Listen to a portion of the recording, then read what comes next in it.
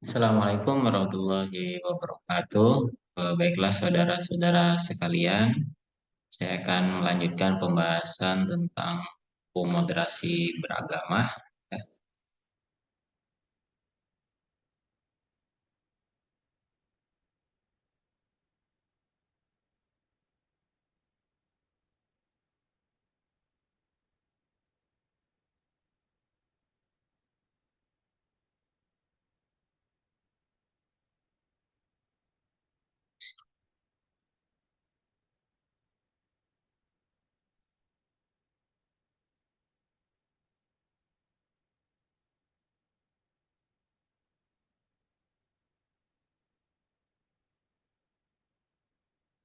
Oke, baiklah. Di poin yang B kita akan membahas tentang modal sosial kultural moderasi beragama. Nah, tentu kita beranjak daripada norma-norma sosial kemasyarakatan, ya. Jadi kita harus bersifat eksklusif dalam keadaan tertentu. Tetapi kita tidak boleh menjadi ultra eksklusif, ya, karena ini akan mengarahkan kita menjadi orang yang berada di posisi eh, kanan, ya, menjadi konservatif. Jadi bagaimana agama negara itu jamin hak-hak eksklusif dan juga menjamin hak-hak inklusif, ya. Jadi kita punya eksklusif dan inklusif. Tapi sebagai makhluk yang sosial, tentu saja kita harus memiliki sikap inklusif, ya, saudara-saudara sekalian. Itu terbuka terhadap eh, hal-hal lain. Nah, itu eh, kalau kita lihat di silah yang pertama, yaitu Tuhanan yang Maha Esa, artinya negara melindungi bagi siapa saja yang memiliki keyakinan terhadap percayaan tertentu. Dan tentu saja ini merupakan hak inklusif, ya, inklusif bagi orang lain, dan kita harus terbuka, ya, inklusif terhadap hal-hal tersebut, ya. Nah, dalam tujuan pembangunan nasional tahun 2005 yang mana mewujudkan Indonesia yang mandiri, maju, adil, dan makmur, ya. Tentu saja kita harus mendukung program tersebut, ya. Jadi sudah banyak sekali peran penting daripada tokoh-tokoh keagamaan yang menjadi tonggak, ya, ataupun sebagai uh, orang yang memegang gerak pergerakan daripada persatuan uh, manusia yang ada di Indonesia.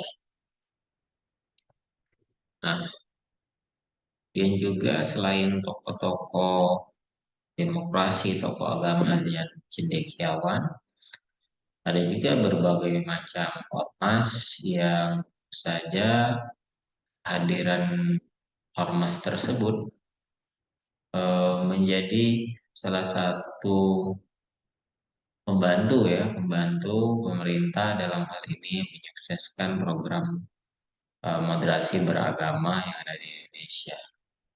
Ya, tentu negara tidak dapat sendiri untuk menyukseskan program moderasi beragama seperti pada teori uh, bottom up, kemudian juga top down, ya. Kita mengerti bahwa kadang ada timbal balik, ya, artinya dari pusat sampai ke lapisan paling bawah ataupun dari lapisan bawah ke pusat. Jadi semua hal yang sifatnya berikan kontribusi bagi lingkungan kita yang terkecil pun itu salah satu bagian daripada bernegara, ya, saudara-saudara sekalian. Nah, itu nanti diharapkan kita semua sakti dan adaptasi budaya yang baru, ya, dan berinovasi di berbagai bidang. Jadi kalau kita bersifat inklusif, tentu kita akan mampu beradaptasi dan si, ya, saudara-saudara sekalian. Nah, ada banyak ormas yang ada di Indonesia yang berkomitmen juga dalam hal kebangsaan, NKRI, demokrasi, nilai-nilai luhur, dan budaya yang sudah lama berkembang. Jadi seperti itu ya saudara-saudara sekalian. Jadi memang eh, ormas-ormas keagamaan itu ya, sangat membantu ya bagi program-program pemerintah. Nah, dan juga eh, cara berbangsa kita diajawantahkan ya, atau kita diwujudkan dalam lima sila ya, sila itu.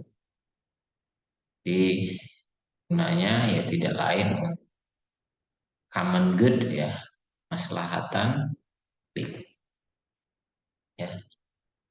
Juga sila kedua yaitu perlindungan nyawa, sila ketiga untuk keturunan, keempat jaminan perlindungan, kelima jaminan pengamanan harta ya. Oke. Jadi eh, kalau kita bertanya, jika kita sudah berkontribusi untuk negara kita ini dalam hal literasi beragama, apa yang kita dapatkan? Itu eh, setiap hal-hal baik yang kita lakukan bagi bangsa dan negara itu akan menjadi legacy. Apa legacy itu? Warisan. Jadi warisan yang diberikan oleh orang terdahulu pada kita, pendahulu kita, ya, seperti Founding Father, ya, Soekarno-Hatta, yang mampu membawa Indonesia itu menjadi jaya dan bersatu di eranya. Nah, tugas kita sebagai generasi penerus yaitu harus terus merawat kebinekaan itu sendiri. Ya. Dan tentu dengan poin yang paling penting yaitu kita garis bawahi bahwa Indonesia itu bukan negara teokratis dan juga bukan negara sekuler. Indonesia menjamin hak orang beragama ya tanpa menjadikan negara kita negara agama ya. Jadi negara yang berideologikan Pancasila seperti itu, saudara-saudara sekalian. Dan kalau kita juga melihat ada budaya-budaya yang baik di Indonesia seperti adanya budaya gotong royong ya. Kalau gotong royong sendiri itu berasal dari kata gotong artinya dipikul dan royong itu artinya bersama-sama. Ya, artinya semua permasalahan, eh, semua hal itu dapat dengan mudah diselesaikan dengan secara bersama-sama.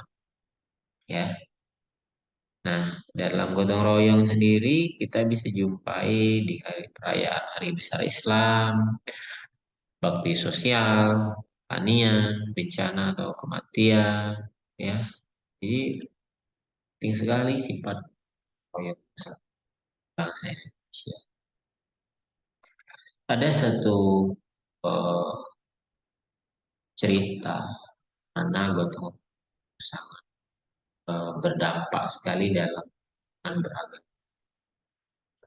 Seperti ada warga negara Kristen yang ingin melakukan upacara baktian tutup peti yang meninggal saudara keluarganya. Dan yang unik di sini dilakukan di pelataran Masjid Darussalam. Alhamdulillah ya, terima kasih sekali dengan toleransi yang tinggi ya. Tapi tentu saja dengan ikat ya pihak keluarga meminta izin dengan Dewan Kemakmuran Masjid, ya. Dan alhamdulillah disetujui. Jadi artinya kita secara gotong royong di sini untuk menjaga dan bantu satu sama lain, ya. Jadi seperti itu. Nah, mungkin bagi kita ini hal yang biasa ya, kecil. Tetapi pernahkah Anda berpikir bahwa ada pepatah mengatakan act locally, think globally. Jadi kita bertindak dan mungkin itu penilainya kecil, tapi di mata dunia itu luar biasa pengaruhnya. Nah, jadi mungkin toleransi yang digambar dari cerita tadi, ya bagi masyarakat dunia melihat, wah Indonesia itu toleransinya tinggi taruhan beragama. Ya, jadi seperti itu. Kemudian yang berikutnya budaya musyawarah. Jadi eh, bagaimana segala sesuatu itu diselesaikan dengan adanya musyawarah. Jadi kita mencari jalan tengah, ya. Dan luar biasanya Indonesia itu dalam sejarah juga menjadi agent ya perdamaian. Ya ketika Vietnam menduduki Kamboja, di Indonesia menginisiasi kegiatan Jakarta Informal Meeting tahun. Ya dengan mediasi tersebut akhirnya selesai permasalahan. Konflik di Mindanao juga Perintah Filipina dan Moro National Liberation Front (MLLF) ini juga selesai dibantu oleh pemerintah kita. Dan juga konflik Rohingya di Myanmar itu dengan budaya gotong royong dan mengedepankan musyawarah selalu ya negara kita tidak gegabah, ya, itu dengan aspek moderasi beragama, moderasi bernegara itu tidak gegabah, hati-hati upayakan usaha yang terbaik, ya. Dan juga ada kisah di mana ini ada bangunan masjid di iman umat Kristiani yang mayoritasnya di sana,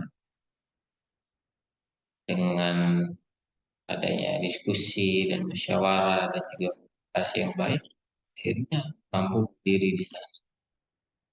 Yang perlu kita sadari bersama ya saudara-saudara sekalian, Indonesia itu sangat indah dan adanya musyawarah, gotong royong, semua hal itu mampu menjadi mudah untuk diselesaikan, ya. Jadi seperti itu. Ini banyak-banyak lagi ya, kisah-kisah yang bisa uh, kalian lihat, ya. Ada orang yang mau jual rumah, jadi ketika dibeli, yang membeli ini orang agama lain, yang Kristiani, dan ini berdasarkan cerita di buku tersebut, ya.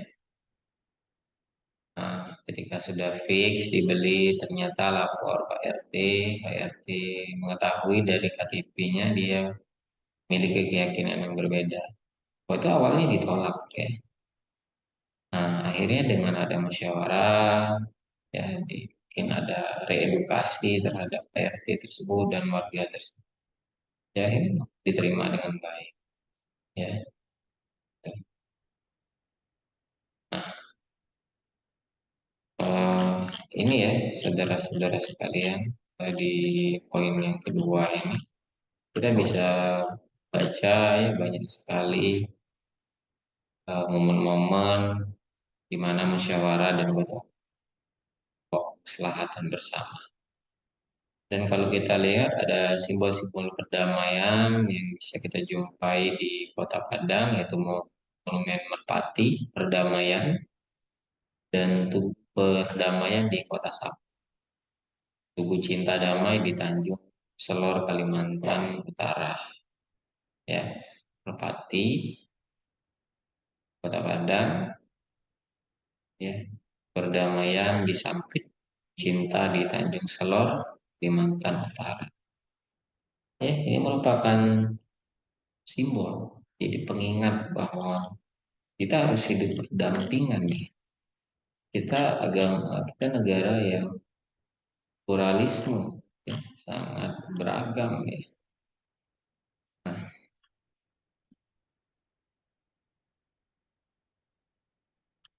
jadi banyak lagi ya cerita di sini yang bisa, kan, ya, seperti di Kampung Sawah ini ya,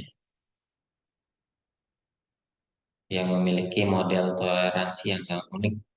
Nah, nah, gunanya menjelma menjadi adat istiadat ya.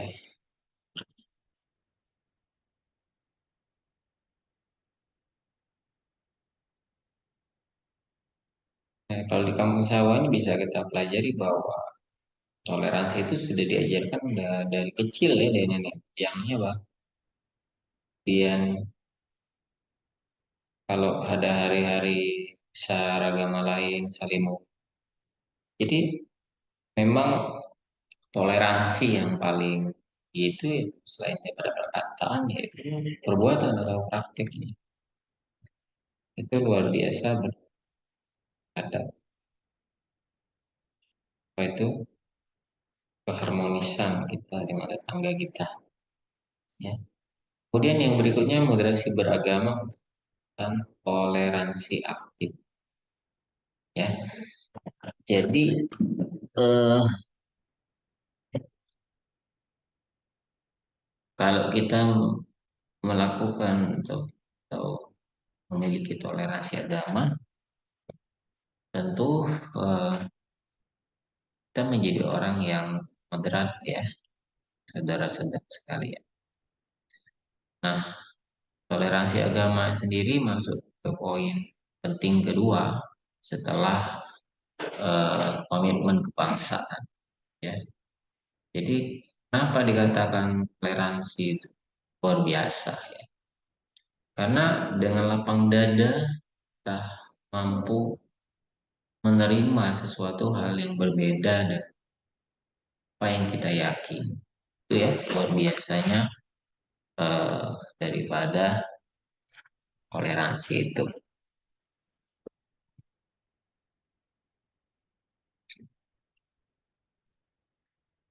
Jadi eh, kalau kita lihat juga bahwa toleransi itu mampu menciptakan kerukunan ya, jadi rukun. Jadi eh, apa yang membuat kita tenang dan nyaman di dalam ya toleransi semuanya. Tidak ada lain selain toleransi. Itu kalau kita bertetangga mungkin memiliki paham atau keyakinan yang berbeda terhadap beberapa hal ya. Dan mungkin kita harus diingatkan dengan kata Bhinneka Tunggal Ika ya. Kita tidak berbuat hal-hal yang itu yang memecah belah kita. Nah, eh, ada contoh lain juga ketika kita bergabung dengan komunitas tertentu yang mungkin ya kita ngerasa nggak cocok, kemudian kita keluar daripada itu.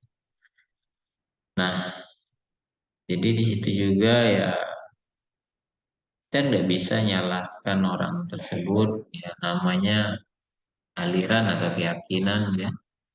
Kita diberikan kebebasan untuk hal tersebut ya. Jadi kita nggak bisa menggunakan teori church claim ya. Kita ultra konservatif ya, ultra eh, apa tadi ya kita menggunakan ultra konservatif ya. Kita nggak bisa kita eh, menganggap bahwa kita yang paling benar ya, cuma keyakinan yang kita miliki itu yang paling benar, itu hal yang salah ya. Nah, oke. Jadi kita tidak boleh, kita semestinya menjadi orang yang inklusi ya.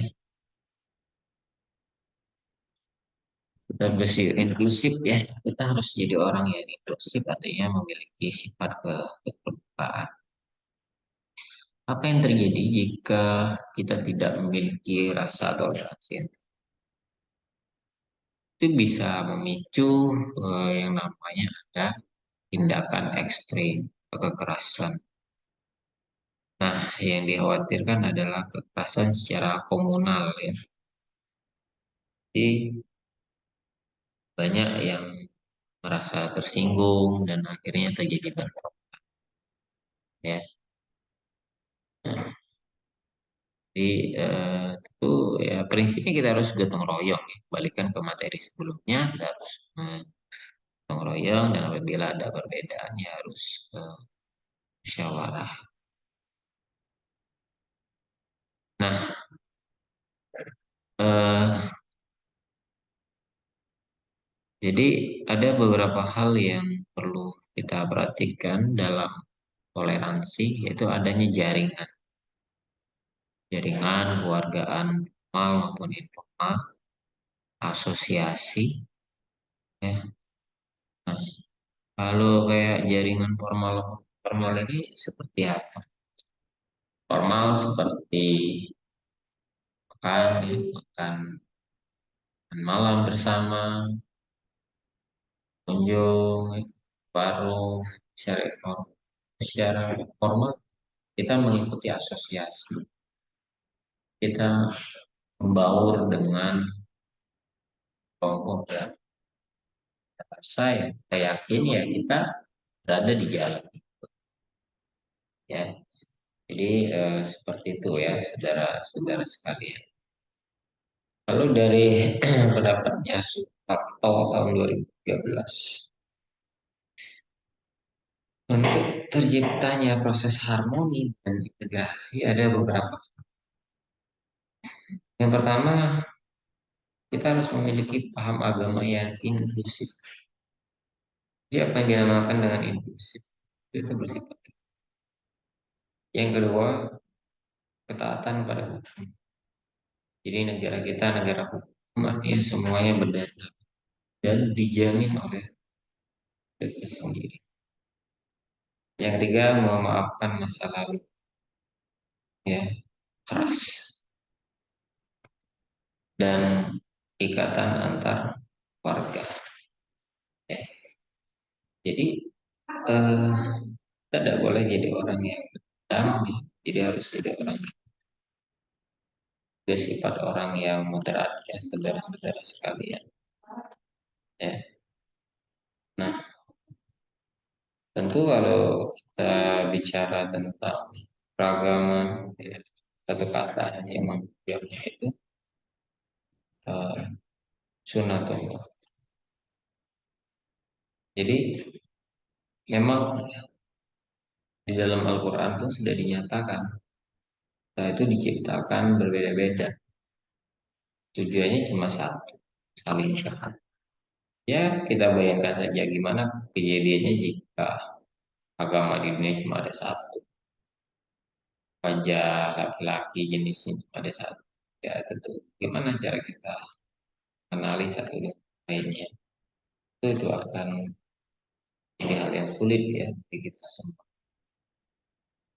Oke. Nah, baiklah itu bahasan saya tentang pesan tentang toleransi. Video berikutnya saya akan membahas tentang moderasi beragama untuk nir kekerasan. Ya, silakan ditunggu dan disimak ya saudara-saudara sekalian. Semoga materi berikutnya akan terus menambahkan manfaat bagi kita semua sehingga membuat kita tambah siap untuk